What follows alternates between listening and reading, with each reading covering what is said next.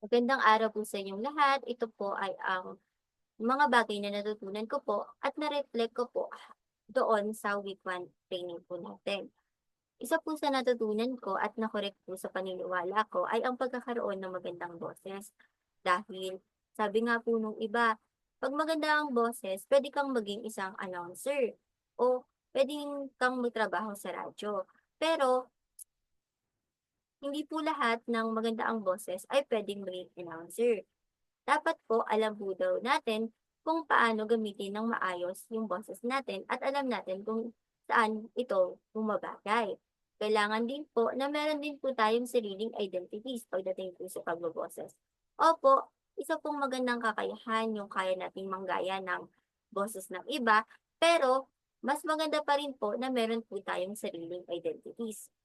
At isa pa nga po sa naging highlights para sa akin is yung lakipan mo ng pag-ibig or passions yung ginagawa mo bilang isang voice artist. Dahil hindi naman po ganun din kadali yung industry na ito. Kailangan po natin magsipag, kailangan din po natin always na ah, maging determinado para po dun sa ginagawa po natin. Dahil nga po, hindi naman po din ganun kadali na makapasok sa ganitong industry.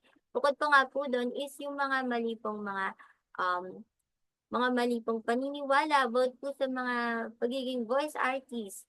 Ayun po, natutunan ko po yun na nalaman ko na oo nga 'no, mali pala yung gano'ng paniniwala na na 'pag maganda boses mo, bagay ka na sa maging ganito. 'Pag magaling kang gumaya ng boses ng ibang tao, puwede ka ng manggaya. Kailangan din po pala natin na kaya natin na meron tayong sariling identity pagdating nga po sa voice acting po. Ilan lang po 'yan sa mga natutunan ko po and bukod pa nga po dun is, um, natutuwa po ako dun sa paraan kung paano po namin natutunan yon dahil unexpectable nga po. And then yun lang po at maraming salamat po.